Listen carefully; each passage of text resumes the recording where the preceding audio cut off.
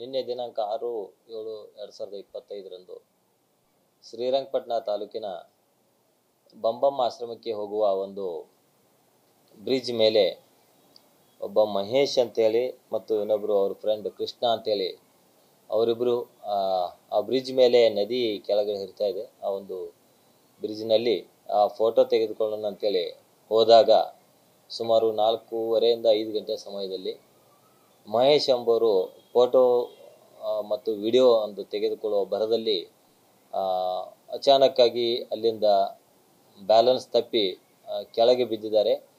ಅದಾದಮೇಲೆ ಏನೋ ಇನ್ನೊಬ್ಬರು ವಿಡಿಯೋ ತೆಗಿತಾ ಇದ್ರು. ಅವರು ಅಕ್ಕಪಕ್ಕದವ್ರನ್ನೆಲ್ಲ ಕೂಗಿ ಕರೆದ್ರು ಸಹಿತ ಜನ ಹೋಗಿ ಹುಡುಕಾಡಿದ್ರು ಸಹಿತ ಇದುವರೆಗೂ ಆತನ ಇರುವಿಕೆ ಬಗ್ಗೆ ನಮಗೆ ಯಾವುದೇ ರೀತಿಯ ಮಾಹಿತಿ ಸಿಕ್ಕಿಲ್ಲ.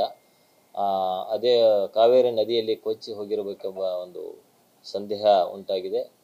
ಈ ಹಿನ್ನೆಲೆಯಲ್ಲಿ ನಾವು ಈಗಾಗಲೇ KRS ಪೊಲೀಸ್ ಠಾಣೆಯಲ್ಲಿ ಒಂದು ಕಾಣೆ ಪ್ರಕರಣವನ್ನು ಸಹಿತ ನಾವು ದಾಖಲು ಮಾಡಿಕೊಂಡು ಆತನನ್ನು ಪತ್ತೆ ಮಾಡುವ ಒಂದು ಕೆಲಸ ನಡೀತಾ ಇದೆ.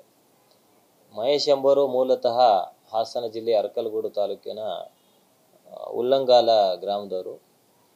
ಈತ ಸುಮಾರು ವರ್ಷಗಳ ಕಾಲ ಬೆಂಗಳೂರಿನಲ್ಲಿ ಆಟೋ ಓಡಿಸುವ ಕೆಲಸ ಮಾಡ್ತಾಯಿದ್ರು. ಅದ ನಂತರದಲ್ಲಿ ಬಿಟ್ಟು ಕಳೆದ ಒಂದು 2-3 ವರ್ಷದಿಂದ ಮೈಸೂರಿನಲ್ಲೇ ವಾಸವಿದ್ದಾರೆ ಅಂತೇಳಿ ಒಂದು ಮಾಹಿತಿ ಇದೆ. ಅವರ ಫ್ರೆಂಡ್ ಇನ್ನೊಬ್ಬರು ಕೃಷ್ಣ ಅವರು ಸಹಿತ ಆಟೋ ಓಡಿಸ್ಕೊಂಡು ಕೆಲಸ ಮಾಡ್ಕೊಂಡಿದ್ರು. ಇವರಿಬ್ಬರು ನಿನ್ನೆ ನೀರು ನೋಡಲಿಕ್ಕೆ ಬಂದು ಈ ಒಂದು ಅವಘಡ ಸಂಭವಿಸಿದೆ. ನ್ಯೂಸ್ ಫಸ್ಟ್ ನಿರ್ಭೀತಿಯಿಂದ ನಿಮ್ಮ ಪರವಾಗಿ.